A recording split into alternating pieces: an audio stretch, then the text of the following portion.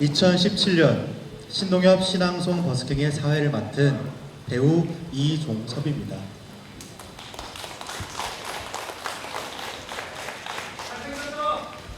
고맙습니다. 이번 행사는 껍데기는 가라로 알려진 시인 신동엽의 좋은 언어와 아름다운 문학 정신을 잇는 신동엽 학회에서 주관하고 경의선 책거리를 운영하는 한국출판협동조합에서 후원하고 있습니다. 신동엽 학회에서는 신동엽의 문학뿐 아니라 당대의 세계 문학과 그 맑은 시 정신을 이어가는 현대 문학을 함께 읽고 있으며 대중과 호흡하기 위해 이같이 문학 행사를 진행하고 있습니다. 오늘은 신동엽의 시 그 사람에게의 마지막 연, 그날 우리 왜 인사도 없이 지나쳤던가 하는 아쉬움을 담아 신앙송 버스킹으로 준비했습니다. 2017년 신동엽 신앙송 버스킹에 여는 시로 신동엽의 그 사람에게를 낭송하겠습니다.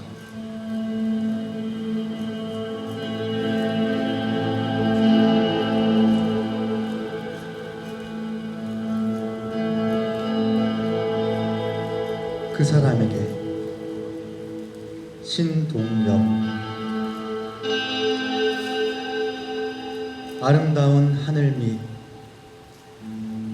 너도야 왔다 가는구나. 쓸쓸한 세상 세월 너도야 왔다 가는구나. 다시는 못 만날지라도 먼 훗날 무덤 속 누워 추억하자. 호젓한 산골길서 마주친 그날 우리 왜 인사도 없이 지나쳤던가 하고.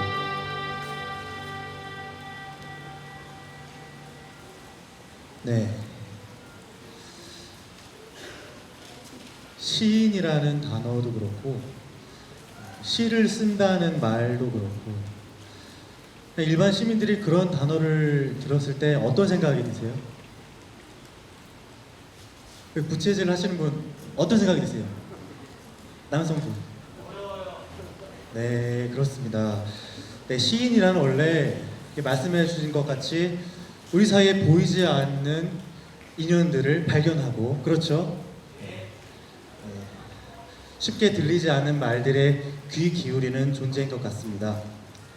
그것이 시인의 운명이라면 버스킹의 어원이 되는 스페인어 부스카르의 뜻에 충실하게 내 안에서 타인을 찾고 타인에게로 향하며 타인에게 구원을 요청하며 헤맨다는 의미에서 오늘 우리의 버스킹은 큰 의미가 있을 것 같습니다.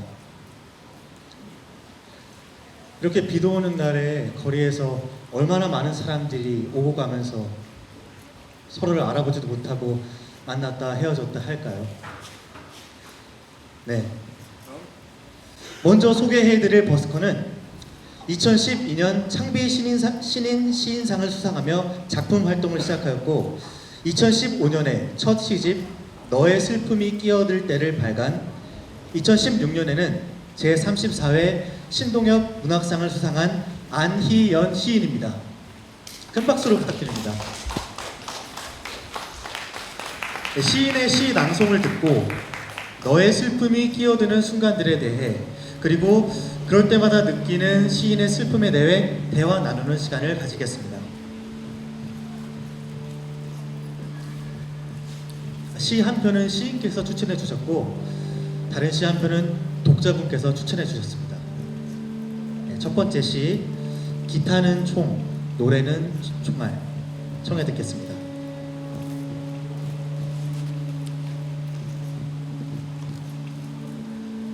기타는 총, 노래는 총알. 염색공은 골몰한다. 흑백으로 이루어진 세계에 어떤 색을 입힐 것인가. 고심을 거듭하던 그가 얼결에 페인트통을 엎질렀을 때 우리는 태어났다.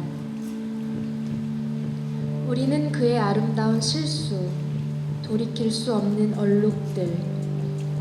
당신이 갓 태어난 아이를 보며 알 수 없는 두려움을 느끼거나 툭하면 허물어지는 성벽을 가진 것은 그 때문.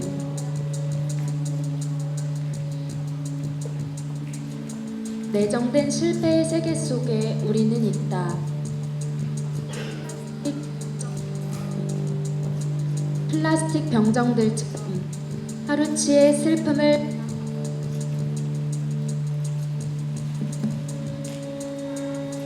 플라스틱 병정들처럼 하루치의 슬픔을 배당받고 걷고 또 걸어 제자리로 돌아온다. 우리는 그의 기억 저편으로 사라진 풀리지 않는 숙제. 아무도 내일을 믿지 않는다. 그러나 우리에겐 노래할 입이 있고 문을 그릴 수 있는 손이 있다. 부끄러움이 만드는 길을 따라 서로를 물들이며 갈 수 있다. 절벽이라고 한다면 갇혀 있다. 언덕이라고 했기에 흐르는 것. 먼 훗날 염색공은 우리를 떠올릴 것이다. 우연히 그의 머릿속 전구가 켜지는 순간 그는 휴지통을 뒤적여 오래된 실패를 꺼낼 것이다. 스스로 번져가던 무늬들, 빛을 머금은 노래를.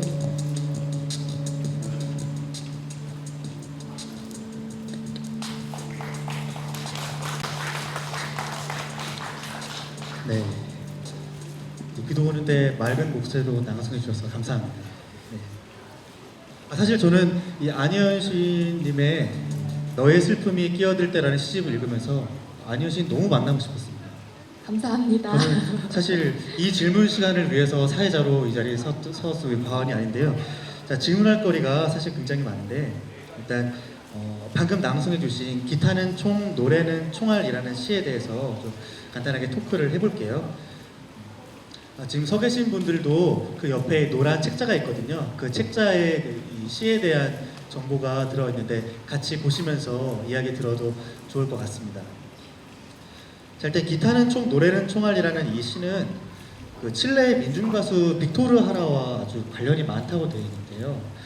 그 빅토르 하라는 이제 자신의 노래를 무기로서 사용하면서 이제 민중 운동을 했다고 알고 있는데 혹시 시인께서는 무기가 있으신지 혹시 그 무기가 어떤 것인지 궁금합니다. 그 빅토르 하라는 이제 유튜브 같은 데다가 이름을 쳐보면은 실제로 그 노래를 부르는 영상이나 그런 것들을 보실 수가 있는데 굉장히 구슬프게 노래를 불러요. 그래서 이 사람이 기타를 치면서 부르는 어떤 노래가 왜 무기가 될 수 있는지를 되게 알 수 있는 어떤 그런 에너지와 힘을 가지고 있는 시인이자 또 민중운동가인데요. 예. 저는 그 정도의 에너지는 좀 갖지 못해서 이렇게 구슬픈 목소리도 가지지 못하고 뭔가 이렇게 무기로 쓸만한 힘을 좀 지니지도 못한 것 같은데 다만 시인으로서 제가 가지고 있는 무기는 아마 정말 진정성을 다한 언어 같은 것이 아닐까. 그래서 그것으로 세상과 싸울 수도 없고 누구 한 사람의 마음을 간신히 움직이는 것도 정말로 어려운 일이겠지만 그래도 마음을 다해서 쓰는 언어, 그 시가 저의 무기가 아닐까라고 생각하고 있습니다. 네, 그렇군요. 그러면 혹시 이야기를 이제 듣는 중에 질문이 또 생각났는데요. 그러면 그 진정성을 가진 언어로서 이제 시를 쓴다고 하셨는데 그러면 시인께서 이제 일반적으로 평소에 쓰시는 언어와 그 시 안에서 살아있는 언어는 혹시 어떤 차이가 있을까요?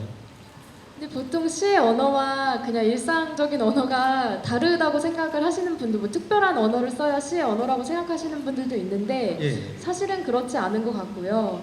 그냥 어떤 시 속에서 하나의 어떤 메시지를 이뤄 나가는데 얼마나 잘 이렇게 좀 다듬고 깎고 또 예쁘게 만들어서 또 마음을 다하는 어떤 과정이 있는지 그게 오히려 어떤 일상어를 가지고도 충분히 시를 만들 수 있지 않나 그런 생각이 들어요. 예. 따로 있는 것 같지는 않습니다. 예, 알겠습니다. 네, 그럼 이어서 두 번째 시 낭송할까요? 네. 두 번째 시는 토성의 영향 아래라는 시입니다. 네, 청해 듣겠습니다. 토성의 영향 아래 소프라노가 노래를 시작하자 아이들은 벽장 안으로 숨었다. 우리는 그런 식으로 불에 대해서 말했다. 우리는 물에 대해서 말했다. 너무 많거나 하나도 없는 것, 그러므로 가득한 것, 흔들리는 것, 어두워지는 것, 아직 태어나지 않은 아이들, 잠수부의 입술과 솟아오르는 숨가쁜 꼬리에 대해서 말했다. 입속에서 모래와 얼음이 뒤섞였다. 시계는 남김없이 깨져 있다. 창문은 절벽 쪽으로 열려 있고 구름 한 점 없는 하늘은 엎질러진 잉크병 속으로 거세게 빨려 들어간다. 거울로 들여다보던 한 명의 아이, 두 명의 아이, 세 명의 아이가 귀를 가린 채, 귀를 가린 채, 귀를 가린 채 돌아갔다.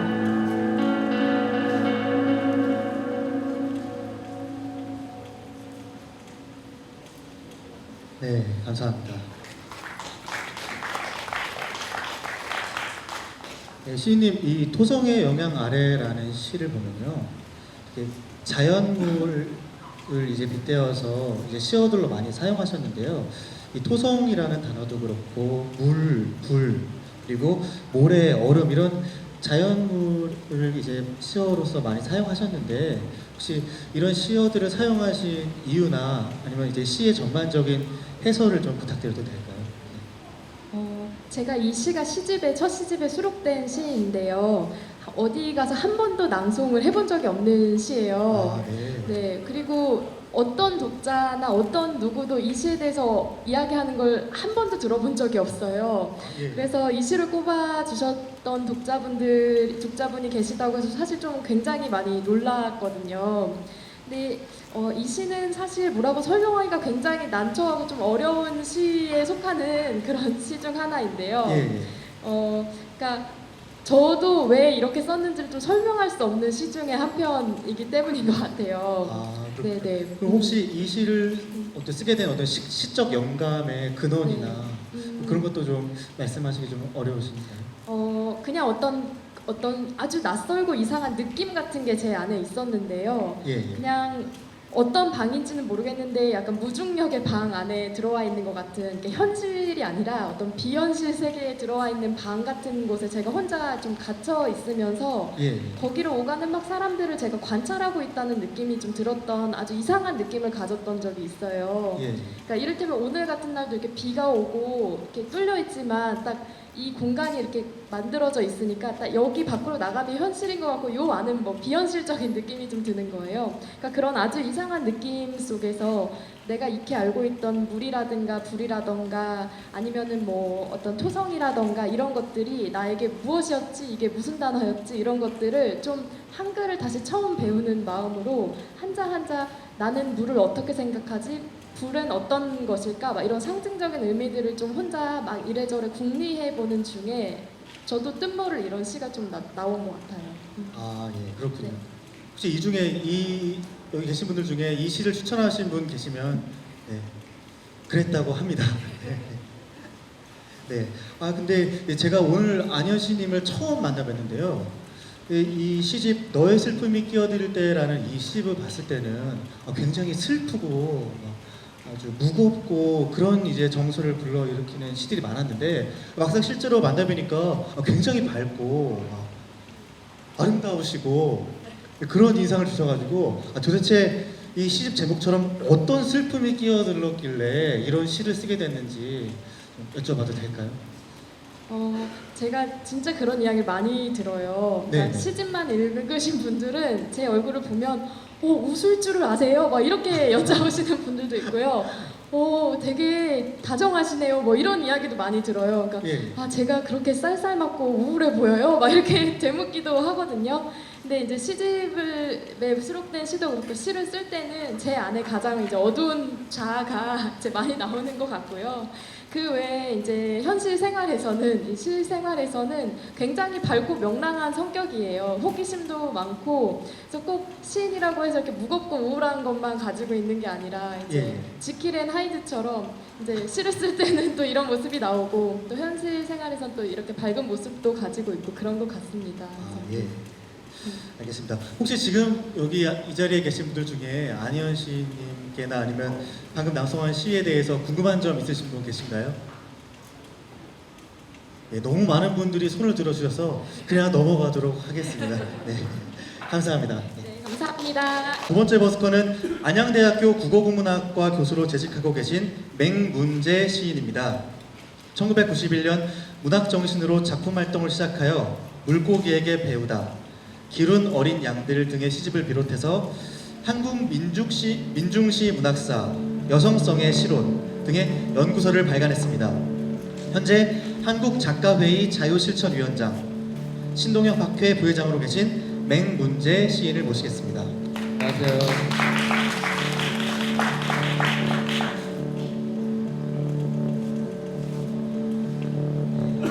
바로 첫 번째 시 전태일 청해 듣겠습니다. 네, 자료집 8쪽에 있습니다. 네. 전태일. 나는 완전에 가까운 그의 결단을 지천명처럼 믿네. 그에게는 하루 14시간의 작업이나 단수 같은 월급이 문제가 아니었네. 위장병이나 화장실조차 막는 금지도 문제가 아니었네.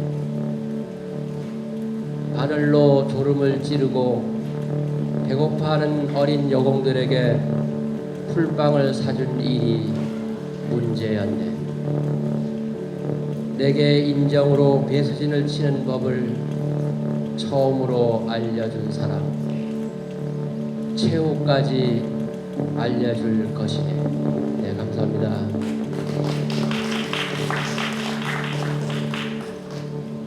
네, 잘 들었습니다. 네.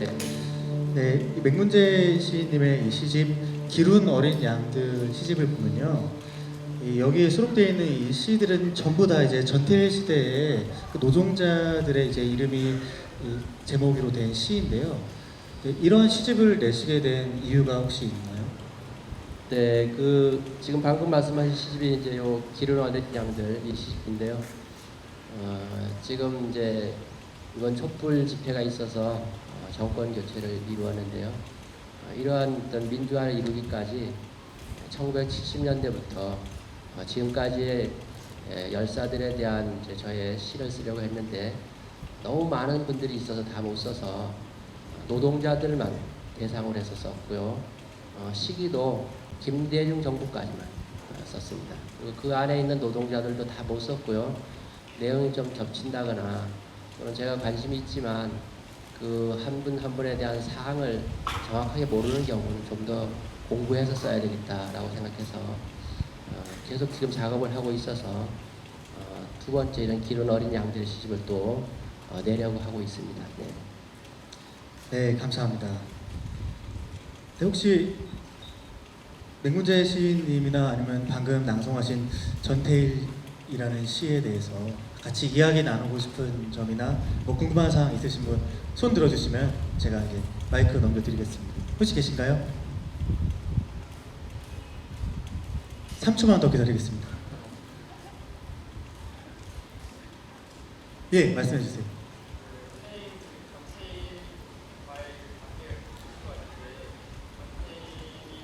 시인에게 주는 영감에 대해서 좀 더 설명을 줄 수 있을까요? 전태일 열사가 시인에게 주는 영감. 네.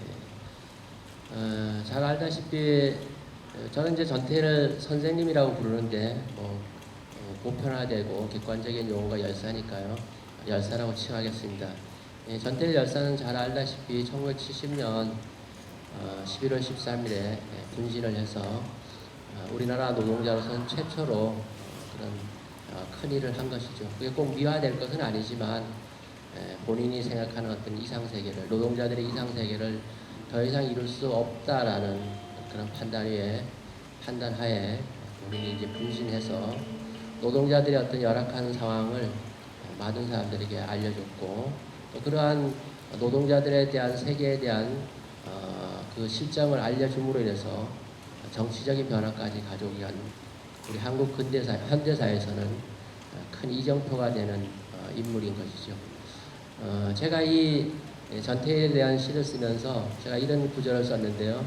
문제가 되는 것은 그 하루에 14시간 하는 작업 시간이라든가 또는 월급이 나왔다 안 나왔다 하는 그 단순 같은 월급의 문제가 아니라 또 위장병이라든가 또는 어떤 비인격적인 대우라든가 이런 게 문제가 아니라 이 전태일에 대해서 제가 문제라는 것이 어떤 풀어보려면 그런 문제가 아니라 어떤 거울의 문제로 삼았을 때 제가 영향을 받은 것은 전태일이가 본인이 버스비를 아껴서 그 배 고파하는 어린 여공들에게 풀빵을 사주었다는 그 사실.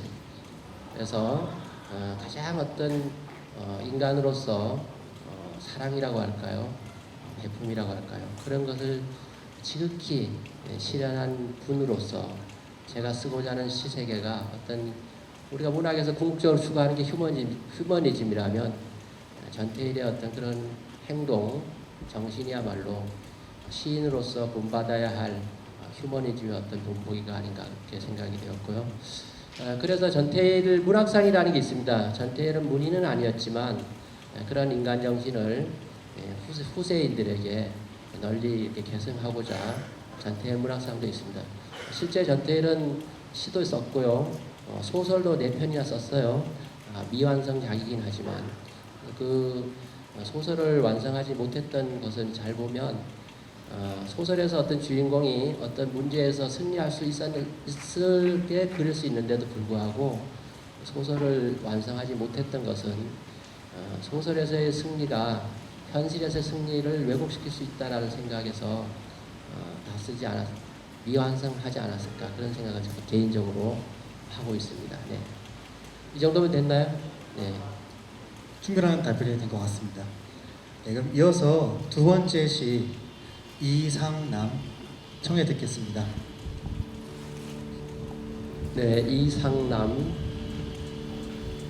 집행부원이 구사대에 폭행당한 채 봉고차에 실려가자 노조원들이 가로막았네. 봉고차는 돌진했네. 사람이 깔렸다 세워라. 노조원들이 외쳤네. 봉고차는 돌진했네.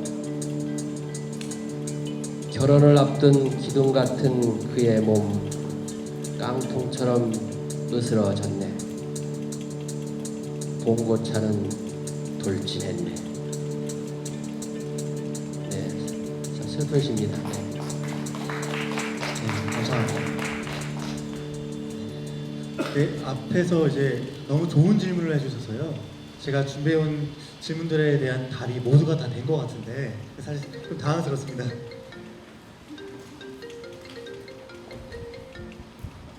자, 죄송합니다. 제가 지금 사고가 난 것 같은데, 네. 그러면 이 질문을 이제 마지막으로 드리는데요. 이제 맹문재 시인께서 이제 이런 노동자들 열사분들에 대한 이야기를 전부 실어서 시집으로 내셨잖아요. 네. 근데 그들의 이런 끔찍한 일들과 이런 역사적인 사실이 이 시를 통해서 아니면은 이 시를 창작하는 과정에서 어떻게 변하게 되는지 아니면 어떤 시를 통해서 어떤 결과물을 좀 예상하고 기대하셨는지 그런 점에 있어서 좀 궁금증이 생기는데요. 혹시 답변이 제가 시를 썼을 때 어떤 사회 변화라든가 이런 게 있을까? 예. 아니면 뭐 이제 그분들은 이제 돌아가신 분들이지만 유가족 분들이나 아니면 그분들을 기억하고 있는 다른 분들에게 어떤 이제 변화가 일어날까 그런 기대를 하셨는지 좀 궁금합니다. 뭐 그걸 다른 말로 말하면 어떤 시인의 역할이라고 볼 수 있는데요. 사람의 이제 시인의 역할은 시인마다 다 다르겠죠, 그죠? 근데 제가 생각하는 것은 시인이라면 자기가 살아가는 시대나 사회를 적극적으로 반영해야 된다고 생각합니다. 우리 이종석 배우님은 정규직입니까? 비정규직? 대답 안 하셔도 됩니다. 이처럼 우리가 살아가는 이 시대에는 같은 노동을 해도 노동 조건에 있어도 비정규직이 있고 정규직이 있습니다. 그에 따라서 임금차도 크고요. 어떤 그 근무 조건도 다르고 또 회사에서 대우도 다르고 이렇습니다. 정말로 우리가 살아가는 시대는 이렇게 정규직, 비정규직, 또 해고자, 또 실업자, 또 그에 따른 어떤 빈익빈 부익부 현상, 그에 따른 어떤 사회적 갈등, 또 어떤 심리적 불안감 이런 게 많다고 생각됩니다. 시인이라고 하는 것은 이런 상황에 놓여 있는 우리들에게 어떤 희망을 주고 전망을 주고 또 이런 모순된 제도나 어떤 구조에 대해서 개선할 수 있는 그런 역할을 또 해야 될 것 같고요. 또 점점 비인간화되고 물질주의화되고 또 지극히 어떤 이기적인 개인주의화 되어가는 이 시대에 좀 더 어떤 공동체적인 가치, 어떤 인간적인 가치를 추구하려고 이런 이제 가장 인간적인 이야기, 그런 어렵고 힘든 노동자들의 이야기를 구체적으로 씀으로 인해서 제가 지금 방금 말씀드린 그런 가치를 조금이나마 구현해 보겠다라고 썼는데 그 효과라고 할까요? 결과가 얼마나 이루어졌는지는 저도 잘 모르지만 어쨌든 그것과 상관없이 저는 지금 이 한 작업에 대해서 나름대로 제가 해보고 싶은 일을 했다고 생각해서 나름대로 보람이 있다고 생각합니다. 네, 감사합니다. 지금 이 시간에도 거리에 나올 시간도 없이 밀폐된 공간에서 노동하고 있는 수많은 노동자들이 계실 거라고 생각합니다. 시대를 함께 살아가는 배우 노동자로서 좋은 시, 좋은 말씀 잘 들었습니다. 감사합니다. 네, 감사합니다. 혹시 제가 이제 시집을 지금 4권이 있는데 혹시 끝난 뒤에 제 시집을 꼭 받고 싶은 분은 오시면 제가 선물로 드리겠습니다. 아셨죠? 네, 감사합니다. 세 번째 버스커를 모실 차례입니다. 세 번째 버스커는 싱어송라이터 유승재님입니다. 밴드 데이드림으로 17년차 인디 뮤지션으로 활동하고 있으며 생업으로 생각하는 힘 출판사에서 편집자 일을 맡고 있습니다. 대학 시절에 문학상을 받기도 했다는데요. 그래서 그런지 시적인 음악 활동을 하고 계십니다. 싱어송라이터 유승재님이 직접 작사 작곡한 음악을 청해 듣겠습니다.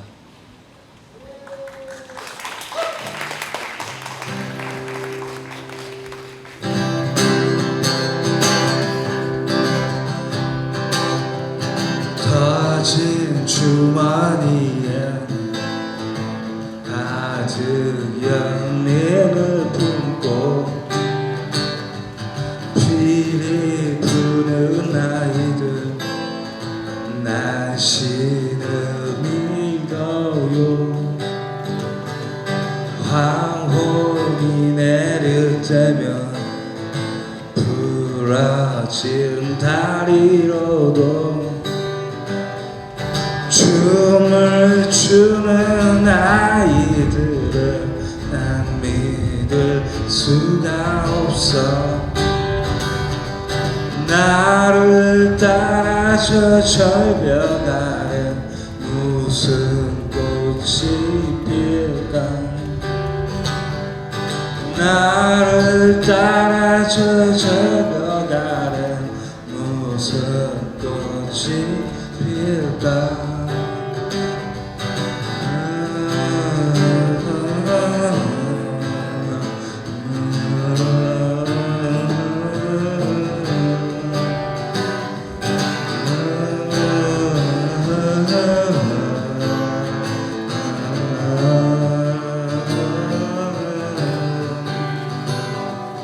떠날 준비를 해요. 여행의 제양환상으로 내 속에 없는 나무가 숨을 들이마시네. 더러워진 내 몸은 가슴으로 춤을 추는 아이들은 난 믿을 수가 없어. 나를 따라 저 절벽 아래 무슨 꽃이 필까.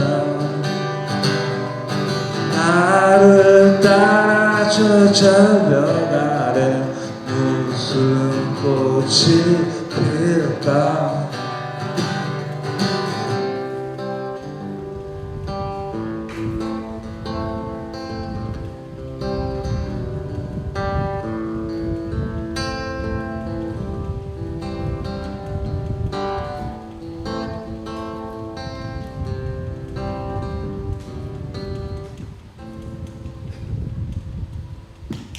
큰 박수 부탁드립니다. 네, 지금 유승재 님께서는 지금 버스킹 시작부터 시 낭송을 하면서 지금 시의 옷을 입혀주고 계세요. 그걸 이제 시잼이라고 하죠. 시잼 연주자이십니다. 버스킹 끝날 때까지 계속 시잼 부탁드립니다. 네. 지금 유승재님은 17년차 인디 뮤지션이시잖아요.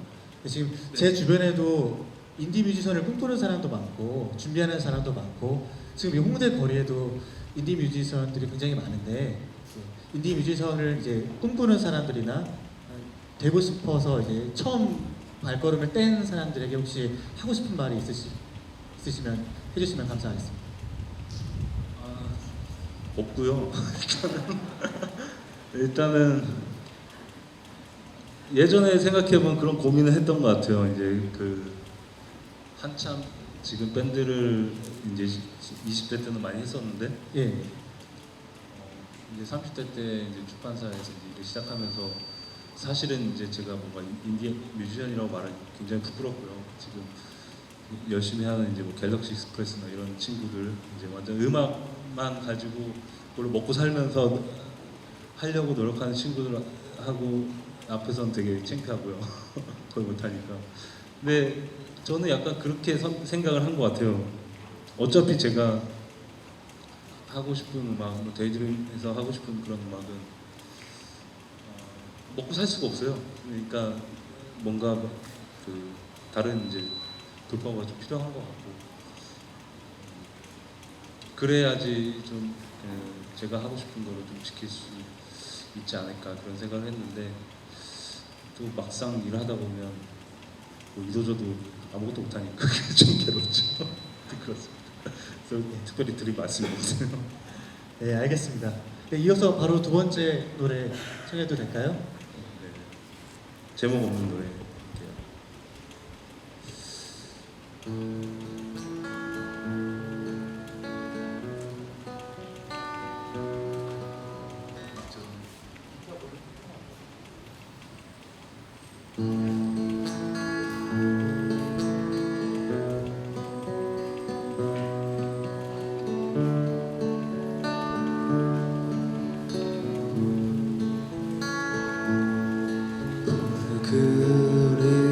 그림자만 잊어 주면 저 축축하고 어두운 난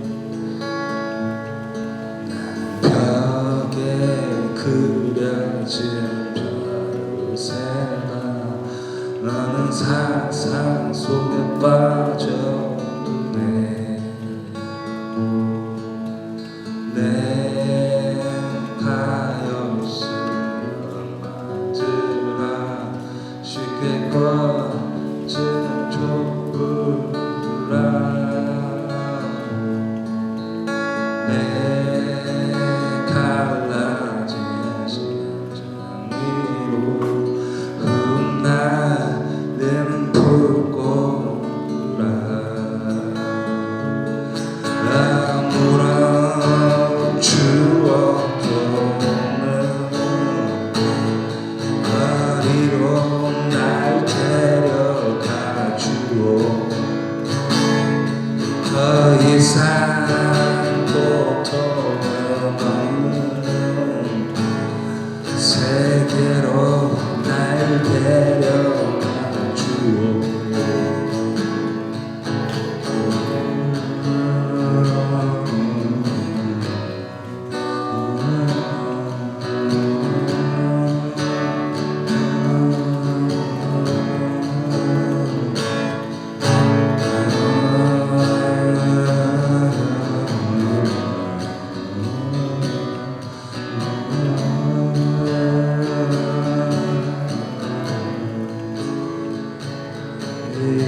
때는 견딜 수 없는 저 끝을 주어두라.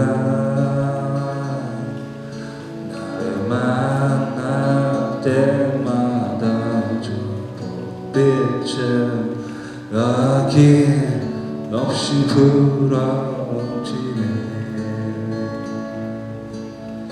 내 영혼을 달라붙는 거품처럼 사라질 테니 내 몸이 썩어들어가 무려도 그 기억 난 묻을기로네. 아무런 추억도 없는 거리로 날 데려가 주오. 더 이상 고통은 없는 세계로 날 데려가 주오. 더 이상 추억은 없는 거리로 날 데려가 주오. 아무런 고통은 없는 거리로 날 데려가 주오.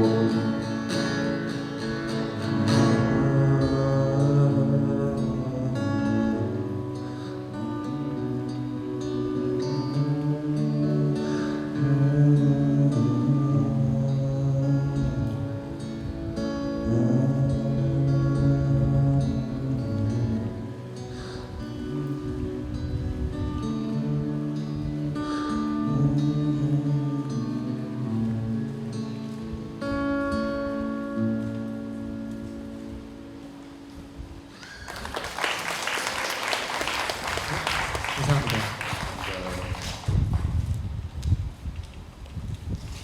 네, 2017년 신동엽 신앙송 버스킹의 마지막 버스커를 소개해드릴 시간이 왔습니다.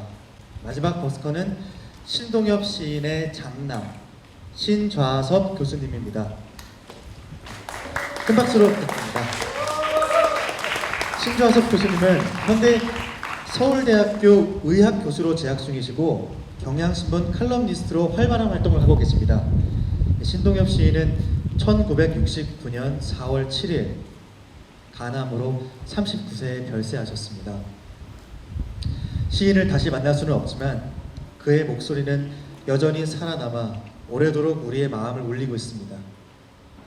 유가족의 목소리로 신동엽의 시를 청해 듣겠습니다.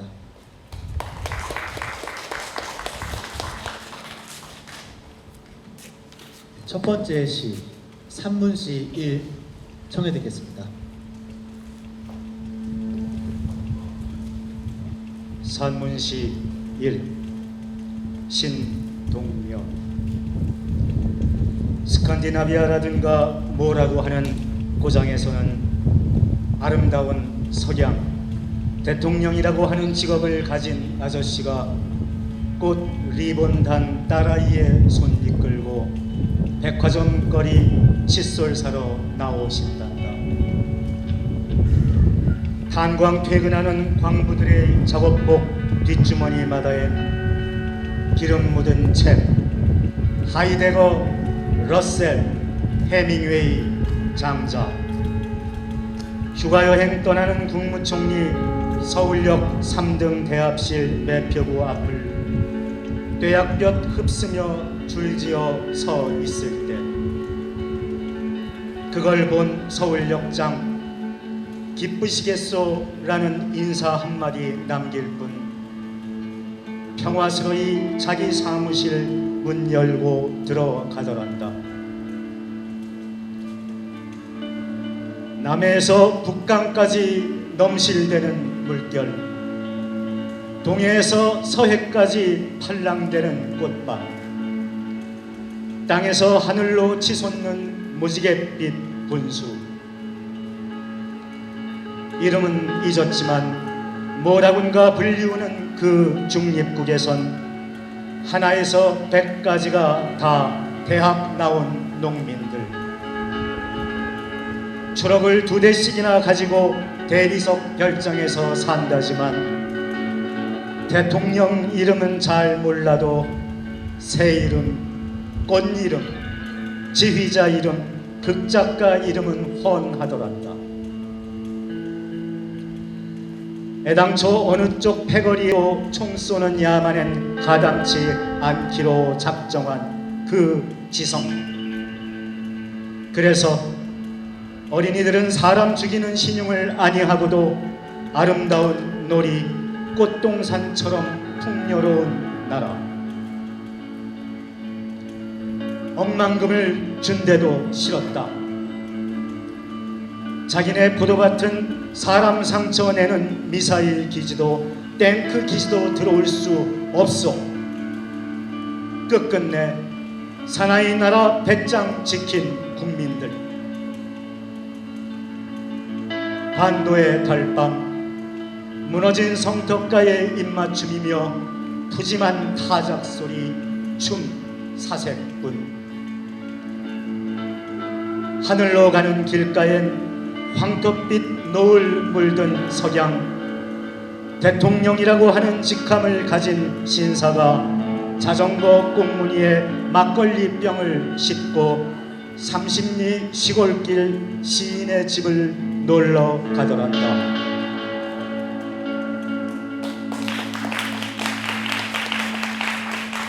네, 감사합니다. 네, 이 산문시 1이라는 시 안에는 그 시 속에서 이제 평화로운 세상을 꿈꾸는 시어들이 굉장히 많이 들어가 있는데요. 가령 예를 들어서 아름다운 놀이, 꽃동산처럼 풍요로운 나라, 아니면 황토빛 물든 석양, 뭐 이런 단어들이 많이 있는데 교수님께서 보시기에는 이런 시의 장면들과 지금 현실 세계, 현실 정치를 빗대어 보면은 어떻게 생각하시나요? 과연 그런 시 안에서 꿈꾸는 평화로운 세계가 왔는지 아니면 오고 있는지 좀 생각을 듣고 싶습니다. 그 지난 겨울에 소위 촛불혁명 이후에 새 정부가 들어서기는 했는데 이 산문시에서 얘기하고 있는 이상과는 아직은 거리가 멀다고 생각을 합니다. 예. 사실 저 사회자분의 그 시나리오를 미리 짐작을 해서 죄송합니다. 여기 좀 적어 갖고 왔습니다. 예, 예. 이 한두 가지 포인트를 좀 말씀을 드리면은 우선 산문시는 위계구조와 권위주의의 완전한 해체를 하나의 이상으로 제시하고 있지요. 이 시 안에서 그 주인공은 국무총리입니다. 이 자리에 계신 여러분, 황교안 총리가 서울역 탑승장까지 관용차를 몰고 들어간 장면 기억하시죠? 이 산문시에서는 휴가 여행을 떠나는 국무총리는 서울역 3등 대합실에서 뙤약볕 흡쓰며 줄지어 서 있습니다. 그리고 그걸 본 서울역장은 휴가 가서 기쁘시겠소 라는 인사 한마디 남기고 자기 사무실로 들어가죠. 예. 박근혜 정부 같았으면 이 서울역장은 당장 모가지감일 겁니다. 우선은 이런 측면에서 우리 사회에 아직도 뿌리 깊게 남아있는 권위주의 해체라는 거를 이 산문시에서 읽을 수가 있고요. 또 이 산문시는 노동자, 농민, 빈민들의 그 인간다운 삶을 하나의 이상으로 제시하고 있지요. 가장 어렵게 일을 하는 탄광을 퇴근하는 광부들의 뒷주머니마다 기름 묻은 철학서들이 꽂혀 있다는 것은 뭐를 의미하는 건지 생각해 볼 필요가 있을 것 같습니다. 소위 어떻게 인간답게 살아갈 것인가를 고민하는 철학과 인문학이 우리 삶의 중심이 되어 있는 상태를 뜻하는 것으로 봐야 되지 않을까 싶고요. 농민들이 대통령 이름은 잘 몰라도 새 이름, 꽃 이름, 지휘자 이름, 극작가 이름을 훤하게 기억한다는 것도 이 음악, 연극, 시와 같은 문화예술이 우리 삶의 중심이 되어 있는 그런 상태를 의미하는 것 같고요. 그리고 또 이산문 씨는 정쟁과 이전 투구 그리고 보복의 정치가 아닌 평화로운 대화의 정치를 이상으로 제시하고 있는 거라고 생각을 합니다. 소위 정치 권력의 상징이라고 할 수 있는 대통령이 딸아이 손을 잡고 칫솔을 사러 나온다거나 자전거 꽁무니에 막걸리병을 싣고 시인의 집으로 놀러가는 그런 모습에서 혹시 연상되는 과거의 인물이 있습니까? 예, 누군가요? 예, 바로 노무현 대통령입니다. 예, 대통령은 시인의 집을 찾아가서 막걸리를 마시면서 과연 어떤 이야기를 나눴을까요? 예, 오늘 밤에 한번 상상을 해보시면 좋을 것 같고요. 그런데 하필 왜 시인일까요? 예, 시인은 세상 모든 현상과 사물에 의미를 부여하는 그런 사람이라고 알고 있습니다. 따라서 시인의 눈으로 보면 세상은 더욱 풍요로워지게 돼 있고 아마도 이 대통령과 시인은 막걸리를 마시면서 지구상 모든 생명체의 존재 이유를 이해하기 위한 철학적인 대화를 나눴을 거라고 생각을 합니다. 또 한 가지만 더 말씀을 드리자면 산문 씨는 아주 구체적으로 남북 통일과 영세 중립국의 이상을 제시하고 있습니다. 남해에서 북강까지 넘실대는 물결이라는 것은 통일을 얘기하고 있는 거고요. 이름은 잊었지만 모라군과 불리우는 그 중립국, 어느 쪽 패거리에도 총 쏘는 야만은 가담치 않기로 작정한 지성, 그리고 억만금을 준데도 싫었다, 자기네 포도밭은 사람 상처내는 미사일 기지도 탱크 기지도 들어올 수 없소. 이와 같이 그 반복되는 구절들이 의미하는 것은 남북 통일의 실현과 영세 중립국의 선언입니다. 그리고 이거를 지켜내는 것은 시 안에서 사나이 나라 배짱 좋은 국민으로 묘사가 되고 있지요. 우리에게는 이런 배짱이 필요할 거라고 생각을 합니다. 좋은 말씀 감사합니다. 답변을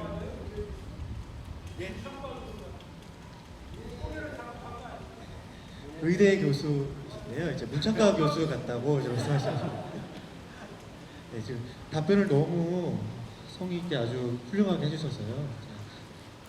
다음 질문 없이 바로 두 번째 시 낭송으로 넘어가겠습니다.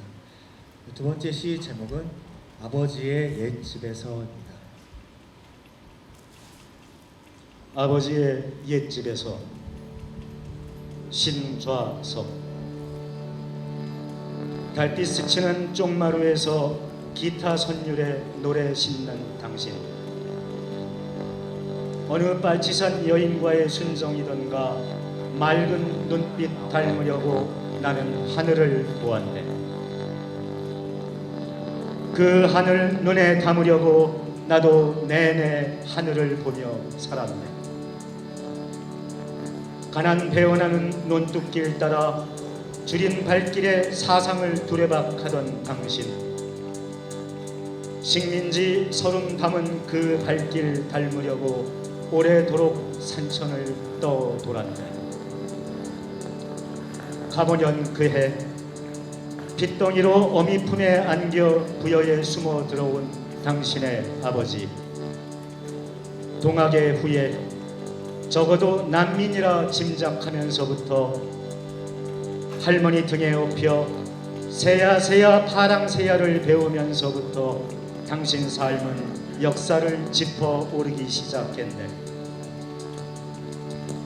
대지와 농사꾼, 어울려 사는 사람들의 둘의 마을.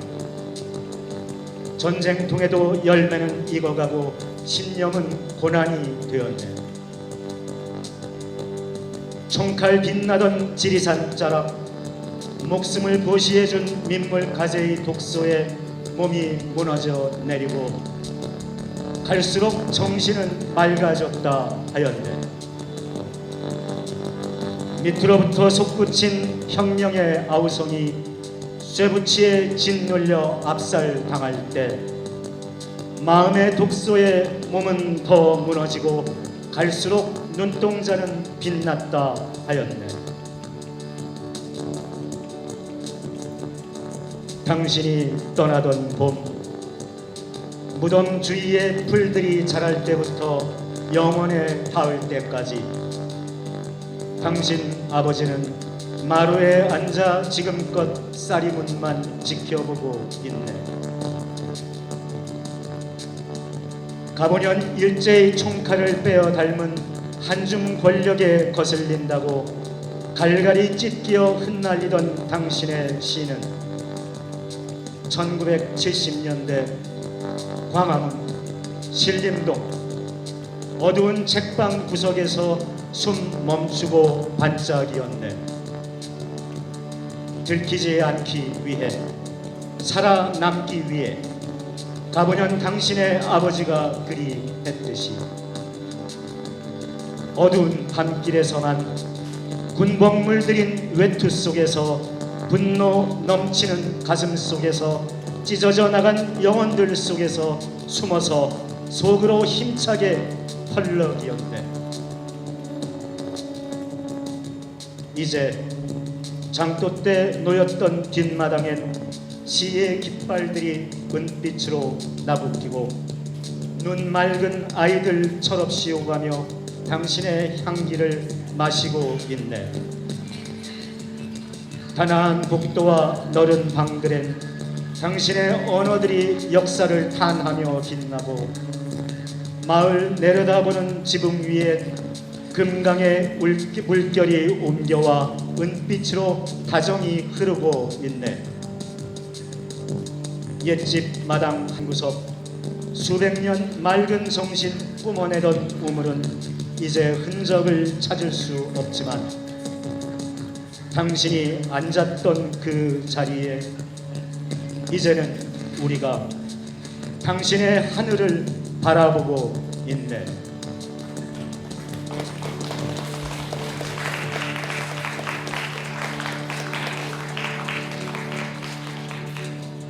네, 감사합니다.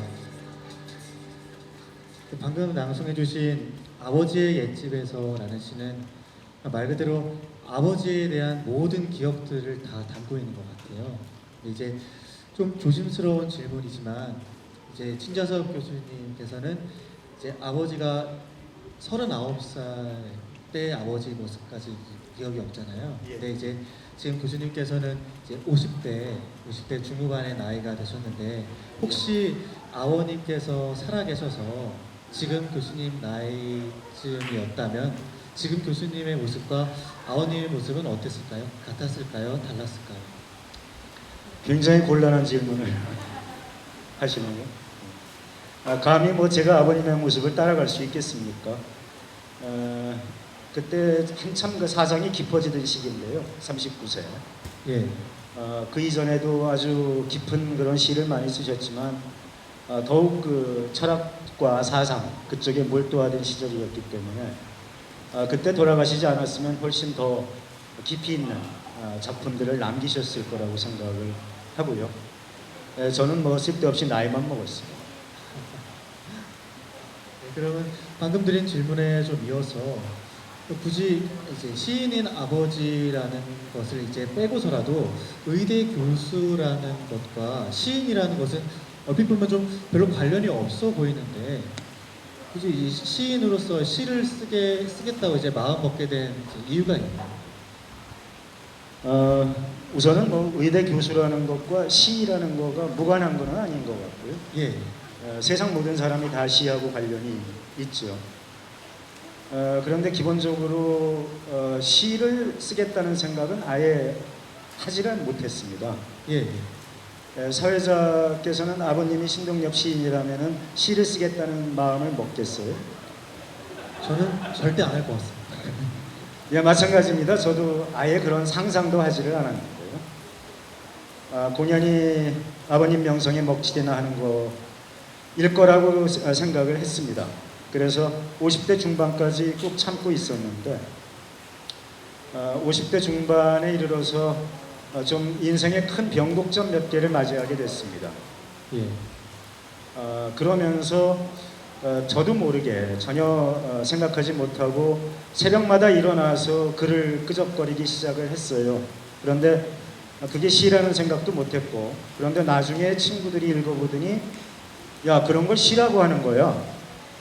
그래서 이제는 쓰기 시작해도 아버님께 혼나지 않지 않을까, 뭐 그런 생각을 하게 됐습니다. 그럴 만큼의 여러 곡절을 겪고 살아온 것 같고요. 답이 됐는지 모르겠습니다. 예, 알겠습니다. 감사합니다. 예, 신자석 교수님께 다시 한번 큰 박수 부탁드립니다. 감사합니다. 혹시 여기 계신 분들 중에 신동엽 시인이나 아니면 안희연 시인 혹은 맹문재 시인의 시를 본인이 직접 낭송하고 싶으신 분 계시면 예, 손 들어오시면 제가 이제 파란 색깔 옷 입으신 분 나왔어요. 본인의 스마트폰을 이용하셔도 되고요. 아니면 여기 시집이 있으니까 시집 보고 원하시는 시를 낭송해 주셔도 됩니다.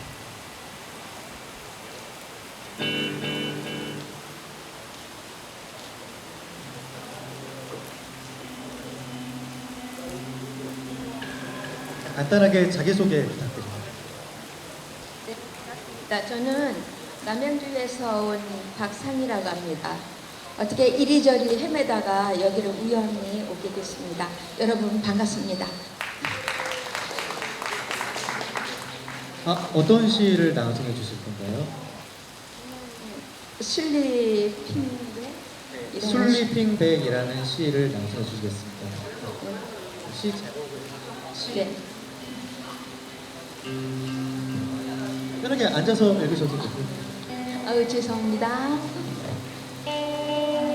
저는 시인 안희연님의 술리핑백이라는 시를 낭송하겠습니다. 그럼 좀 부족하지만 좀 들어주시면 감사드리겠습니다.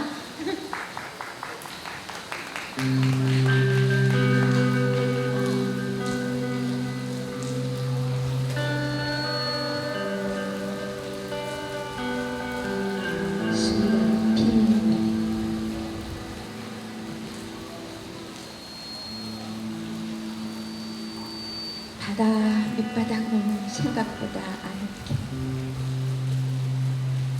이곳엔 눈을 멀게 하는 태양도 늑대들의 울부짖음도 없고 발바닥을 간지럽히는 물의 감촉,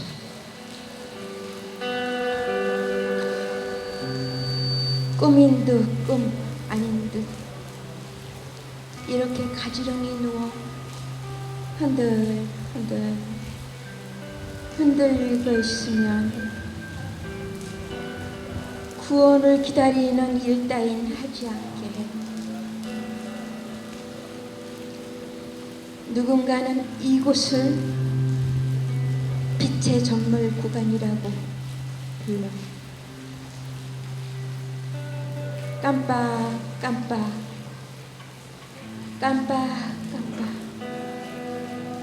수초 사이로 지나는 물고기 떼가 은빛 동전처럼 반짝거리며 손을 뻗어 잡으려다 말고 나에게 손이 없다는 것을 깨닫는다. 그 푸른 손에 대해서만 생각했어. 밤을 잃어버리고 나서 밤을 노래하는 사람들처럼 손에 실종 무언가를 지어볼 수 없다는 것. 발도 얼굴도 흩어져 내가 아주 작은 목소리로 되었을 때 잠시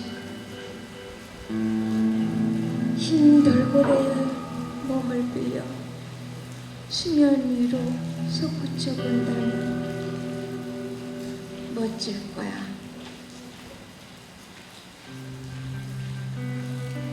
지상에 전하는 마지막 잉크처럼 너무 오래 슬퍼하지는 않기를. 너무 오래 슬퍼하지는 않기를. 밤낮 없이 바다만 들여다보는 사람들에게 아주 오래된 옛날에 나는 이곳에 와본 적이 있는 것 같아. 신이 떨군 커다란 눈망울 영원히 마르지 않는. 감사합니다.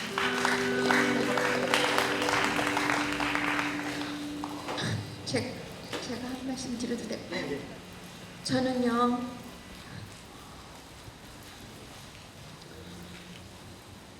사실 그대로 이것저것 헤매다가 이것을 우연히 오게 됐습니다. 그런데 이 시를 보니까 꼭 지금의 제 마음 같습니다.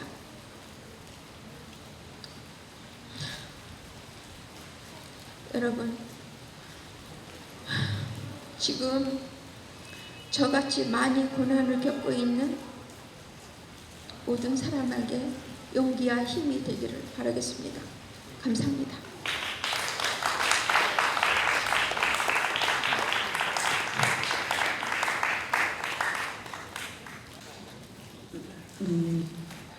저는 세상에서 이렇게 삶을 추구할 때 아름다움이라는 게 참 의미가 있다 이렇게 생각하는데, 정말 시인들이 세상에서 가장 아름다운 시인 같더라고요. 그리고 이제 이 나이가 되니까 시가 조금 눈에 들어와요. 어렸을 때는 시를 좀 읽고 싶어도 제대로 이게 이해가 안 되고 이래서 못 읽었는데 이제 조금 들어와요. 그런데 이런 그 시낭송 계기가 있다고 그래서 이렇게 왔고요. 은평구에서 왔습니다. 김진래입니다.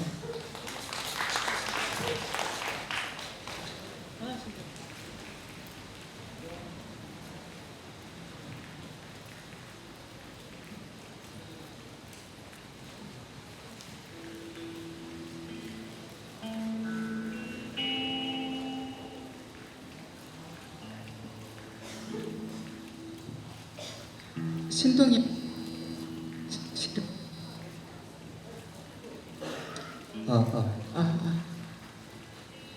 누가 하늘을 보았다 하는가.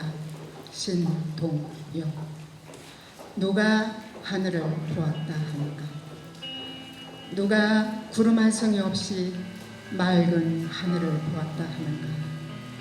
내가 본 건 먹구름, 그걸 하늘로 알고 일생을 살아간다. 내가 본 건 지붕 덮은 쇠 항아리, 그걸 하늘로 알고 일생을 살아간다. 닦아라 사람들아, 찢어라 사람들아, 내 머리 덮은 쇠 항아리. 아침 저녁 내 마음속 구름을 닫고 턱없이 맑은 영원의 하늘 볼 수 있는 사람은 외경을 알리라.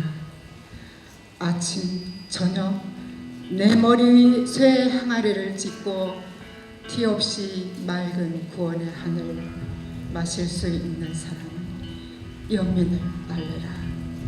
차마 삼가서 발걸음도 조심, 마음 머무리며 서럽게 엄숙한 세상을 서럽게 눈물을 흘려 살아가리라.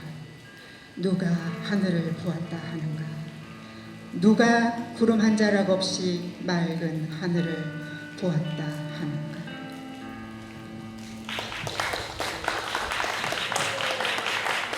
성함이 어떻게 되시죠? 김진래입니다. 김진래님께 다시 한번 큰 박수 부탁드립니다. 네. 마지막으로 한 분만 더 모시겠습니다. 예, 이쪽으로 오시죠.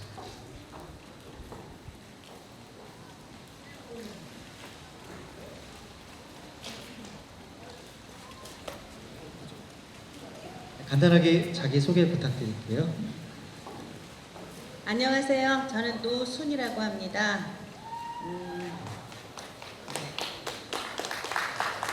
제가 1979년도에 고등학교 2학년이었는데요. 그때 제가 강남의 한복판에 있는 고등학교를 다니고 있었습니다. 근데 79년이면 정치적인 상황이 어떤 상황인지 아시겠죠? 제가 고전 과목을 굉장히 좋아했는데 저희 고전 선생님께서 어느 날 수업에 들어오셔가지고요. 아무 말씀을 안 하시더니 칠판에다 한가득 시를 적으셨어요. 2편을 적으셨는데 그 2편이 모두 신동엽 시인의 시였습니다. 하나가 그 껍데기는 가라였는지 제가 지금 그 하나는 좀 기억이 잘 가물가물한데요. 그 고등학교 2학년이었던 저는 이 그 사람에게라는 시가 완전히 꽂혀서 그날 바로 이제 집에 가면서 서점에서 시집을 사가지고 밤을 새워서 읽었던 기억이 있습니다. 그 사람에게라는 시를 꼭 낭송하고 싶어서 염치불구하고 올라왔습니다. 그 사람에게 아름다운 하늘 밑 너도야 왔다 가는구나. 쓸쓸한 세상 세월 너도야 왔다 가는구나. 다시는 못 만날지라도 먼 훗날 무덤 속 누워 추억하자.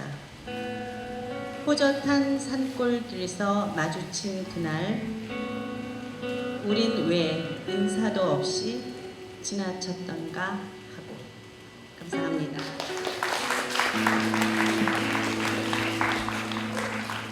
감사합니다.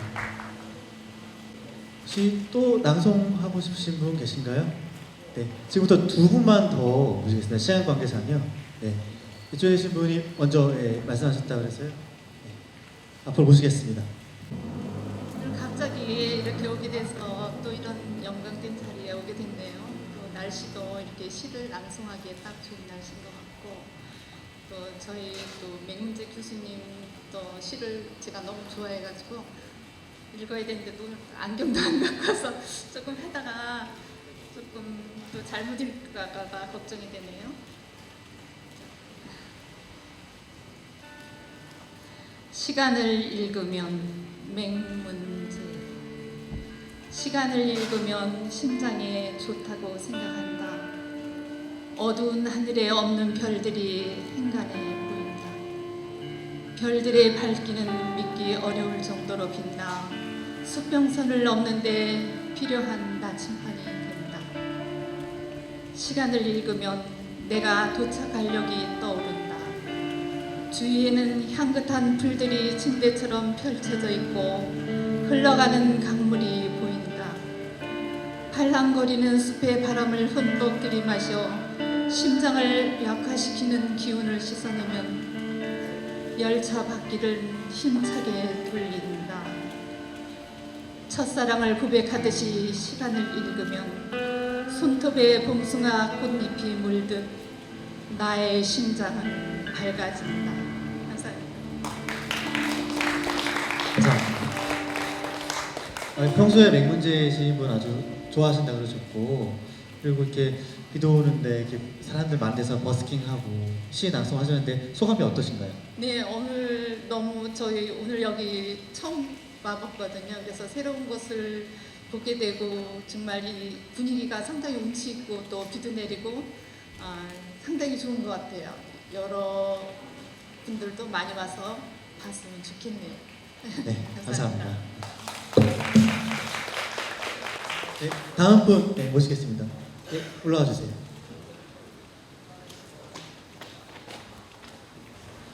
네, 안녕하세요. 저는 마포구 주민 박기웅이라고 합니다. 사실 신동엽 시인의 시를 잘 알지는 못했는데 저는 이런 좋은 행사를 통해서 또 유심히 읽어볼 수 있게 됐었던 것 같아요. 그런데 그 중에 이 종로 오가라는 시가 참 마음에 와닿아서 이렇게 준비 읽어봤으면 했는데 이렇게 또 좋은 자리 마련해 주셔서 감사합니다. 예. 종로 오가 신동엽. 이슬비 오는 날 종로가 서시오판 옆에서 낯선 소년이 나를 붙들고 동대문을 물었다. 밤 11시 반, 통금에 쫓기는 군상 속에서 죄 없이 크고 맑기만 한 그 소년의 눈동자와 내 도시락 보자기가 비에 젖고 있었다. 국민학교를 갓 나왔을까? 새로 사시는 운동화 벗어 품고 그 소년의 등어리선 먼 길 떠나온 고구마가 흙 묻은 얼굴들을 맛보이며 저희끼리 비에 젖고 있었다. 충청북도 보은 속리산 아니면 전라남도 해남 땅 어촌 말씨였을까? 나는 가로수 하나를 걷다 되돌아섰다. 그러나 노동자의 홍수 속에 묻혀 그 소년은 보이지 않았다. 그렇지, 눈녹이 바람이 부는 질척질척한 겨울날, 종묘 담을 끼고 돌다가 나는 보았어. 그의 누나였을까? 부은 한쪽 눈의 창녀가 양지 쪽 기대에 앉아 속내의 바람으로 때 묻은 긴 편지를 읽고 있었지. 그리고 언젠가 보았어. 세종로 고층 건물 공사장, 자갈지게 등짐하던 노동자 하나이 허리를 다쳐 쓰러져 있었지. 그 소년의 아버지였을까? 반도의 하늘 높이서 태양이 쏟아지고 싸늘한 땀방울 뿜어낸 이마엔 세 줄기 강물, 대륙의, 섬나라의, 그리고 또 오늘 저 새로운 은행국의 물결이 뒹굴고 있었다. 남은 것은 없었다. 나날이 허물어져가는 그나마 토방 한 칸. 봄이면 쑥, 여름이면 나무뿌리, 가을이면 타작마당을 휩쓰는 빈 바람. 변한 것은 없었다. 이조 500년은 끝나지 않았다. 옛날 같으면 북간도라도 갔지. 기껏해야 버스길 300리 서울로 왔지. 고층 건물 침대 속 누워 비료 광고만 뿌리는 그 머리 마음. 또 무슨 넉살 꾸미기 위해 짓는지도 모를 빌딩 공사장. 도시락 차고 왔지. 이슬비 오는 날 낯선 소년이 나를 붙들고 동대문을 물었다. 그 소년의 죄 없이 크고 맑기만 한 눈동자엔 밤이 내리고 노동으로 지친 나의 가슴에선 도시락 보자기가 비에 젖고 있었다. 감사합니다. 네, 감사합니다. 간단하게 소감 한마디 드려도 될까요? 이슬비 오는 날이라고 읽을 때 비가 쏟아지기 시작했는데요. 그걸 하면서 집에 가는 길에 누군가가 동대문을 물어본다면 알려줄 수 있도록 지도에서 미리 방향을 확인해야겠다고 생각했습니다. 네, 알겠습니다. 감사합니다.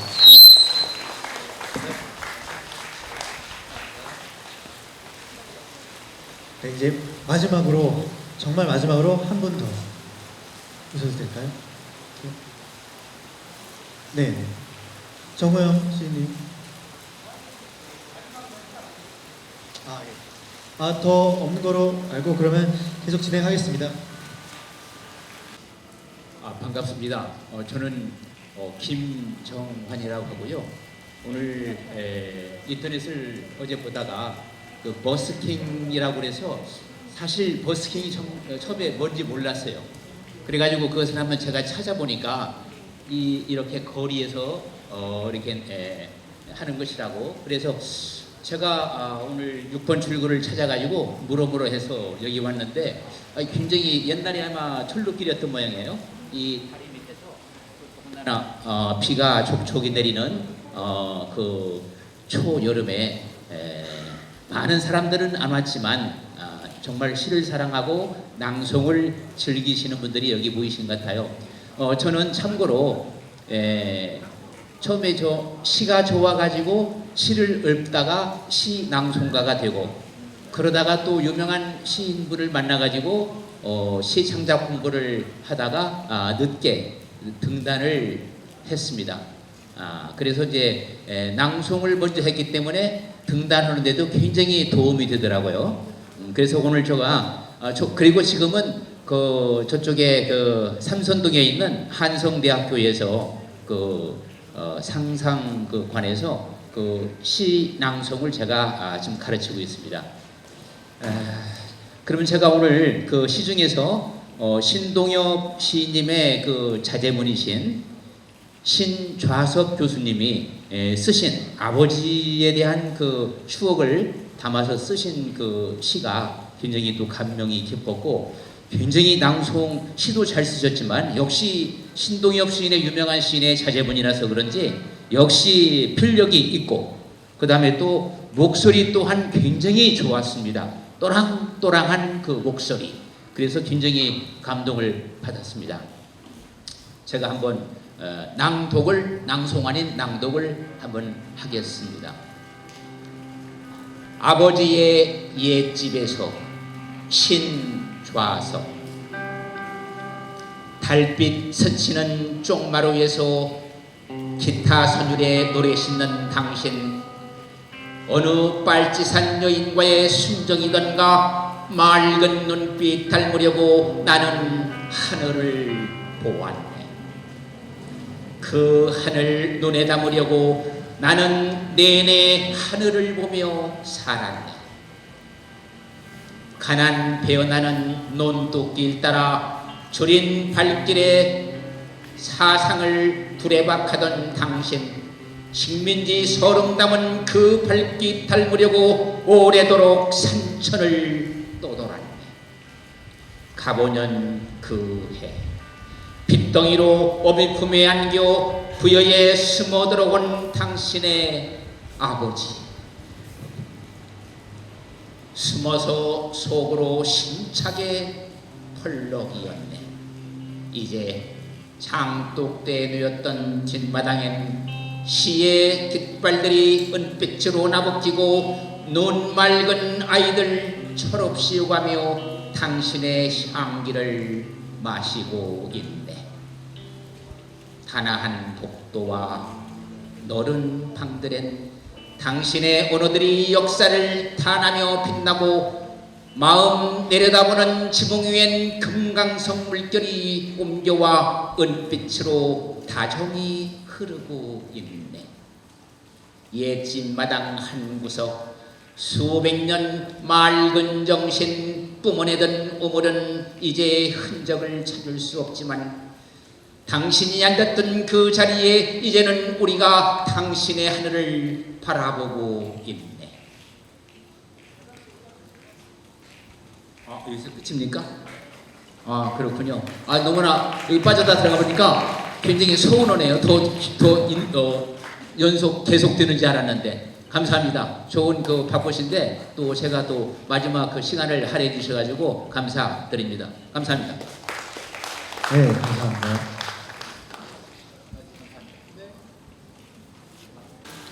네, 이것을 끝으로 오늘의 자리를 마련해 주신 신동엽 학회 대표이신 정우영 시인을 모시겠습니다.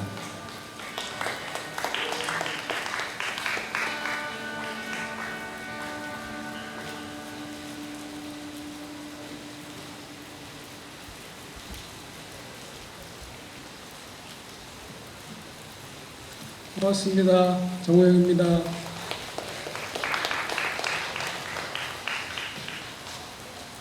재미있으셨어요? 재미없었는 것 같은데 목소리 톤이. 재밌었죠? 버스킹이 딴 게 아니고 빗소리 들으시면서 시와 함께 노는 거. 오늘은 저희가 시와 버스킹을 이런 정도 맛배기 수준으로 보여드리고요. 오늘 출연하신 분들은 맛배기용이었습니다. 나중에 학회에서 또 신앙송 버스킹 하면 이보다 더 쟁쟁한 분들이 뒤에 버티고 있다 이렇게 생각하시면 좋을 것 같아요. 그리고 아까 신동엽 선생님 자제분인 신좌석, 제가 보기엔 문창거 교수 같은데 막걸리 말씀하셨잖아요. 대통령이 막걸리 뒤에다 싣고 시인 찾아가는 장면에서 뭐 했겠나, 뭐 했을 것 같아요? 집에 가서 생각하시지 말고 제가 생각해 보니까 대통령이라고 하는 분들이 되게 좀 어리숙해요. 물정을 잘 몰라요. 그래서 생막걸리를 사갖고 갔을 거예요. 이 자전거 뒤에다가.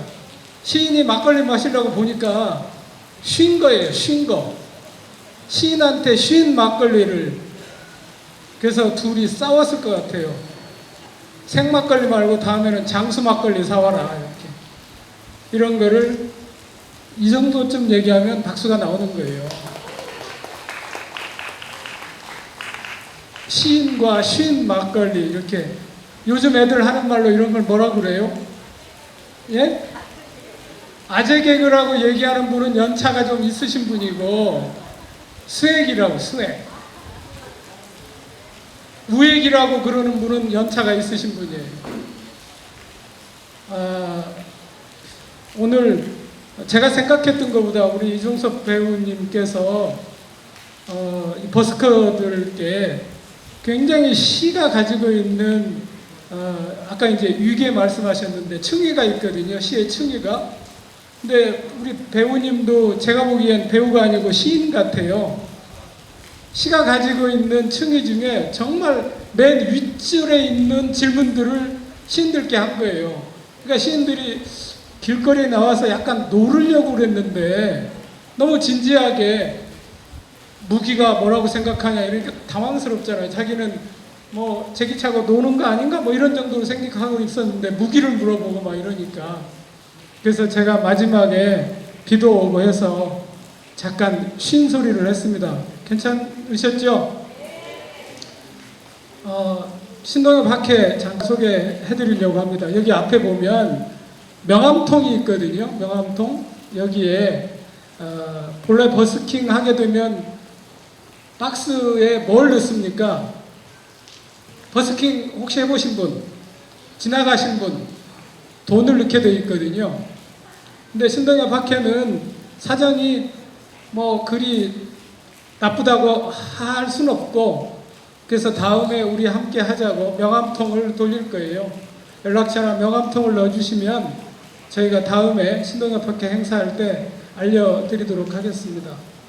그리고 오늘 저희가 생각했던 것보다 현장에서 신앙송을 하시겠다는 분이 많으셨어요. 그래서 좀 아쉬워하는 분도 계실 것 같은데 아까 어르신 한 분이 신앙송 하시겠다고 준비하고 오셨어요? 그 버스킹의 생명은 즉흥성입니다. 현장에서 여러분께서 박수 쳐주시면 진행하고 아니면 그냥 갑니다. 고맙습니다. 앞으로 모시겠습니다. 고맙습니다. 혹시 더 하고 싶은 분은 안 계시죠? 저희가 막 끝내시니까 비도 그쳤습니다. 오늘 이 자리에 처음부터 지금까지 사실은 그 배우인데요. 이런 그 사회 맞는 게 익숙하지 않았을 거예요. 그런데 저희가 저희의 연으로 이렇게 긴 시간 동안 사회를 보게 했습니다. 배우 이종섭 씨에게 다시 박수 부탁드립니다. 감사합니다. 그리고 뒤에 보면 공연 기획해서 맨 앞에 늦게 오신 분들은 보지 못했을 텐데요.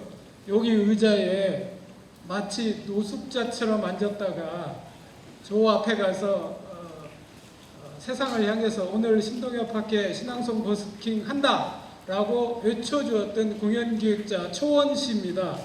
저 뒤에 박수 부탁드립니다. 그리고 계속해서 연주 했던 유승재 선생님 다시 한번 박수 부탁드리고요. 그리고 이 앞에 보면은 카메라맨이 있습니다. 동영상 계속 찍고 있었는데요. 이름을 내가 잊어버렸네. 무슨 기타맨이죠? 처절한 기타맨. 이게 이름 잊어버리기 쉽지 않은데 저도 좀 있으면은 이제 뭐 예술을 바라봐서 그런지 까먹겠습니다. 처절한 기타맨이 동영상을 맡아줬습니다.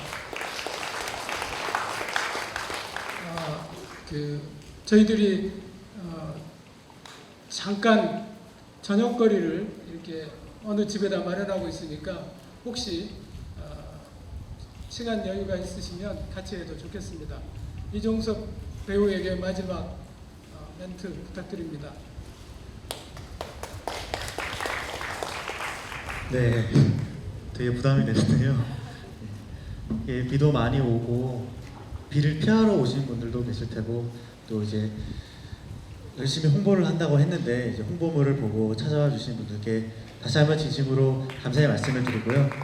시원한 여름날 보내시길 빌면서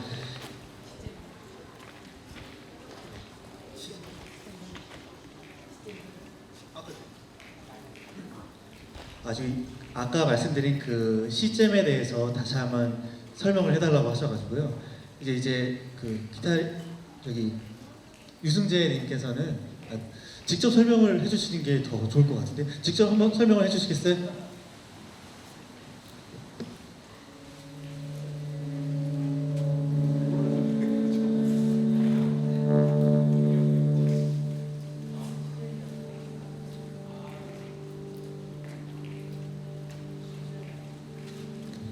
시잼이 무엇인지에 대해서는 잘 모르겠습니다.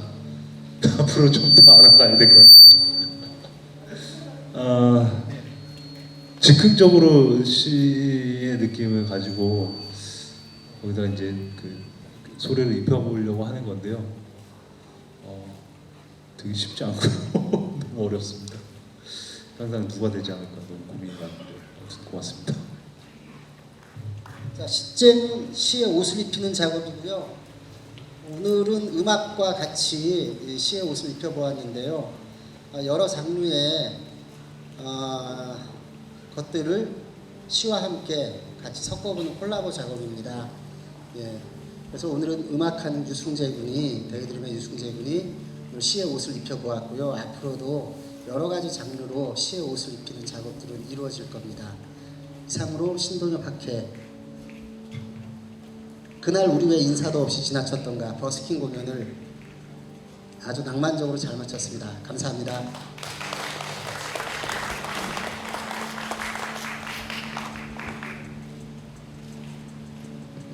기념 촬영 하고 싶은 분들 여기 레일 위로 올라와 주시면요 같이 기념 촬영 하도록 하겠습니다.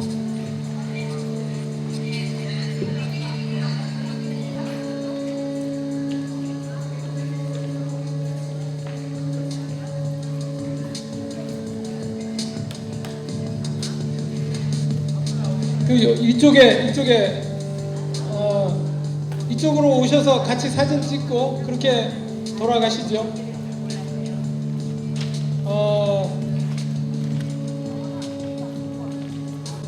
아까 낭송하신 분들도 같이 오시고요.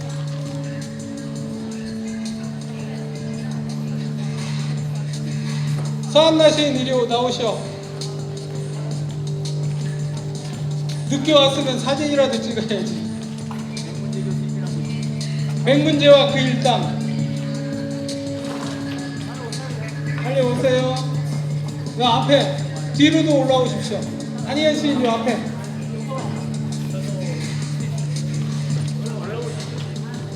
여기 앉으면 이렇게 찍으면 훨씬 나을 거예요. 앞에는 앉고 뒤를 쓰고. 안돼요. 무릎이 올라가세요.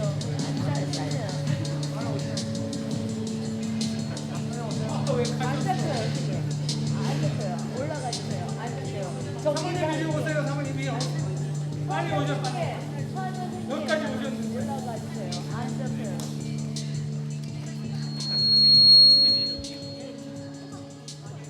그쪽도 거기 너무 안 잡혀요. 이쪽으로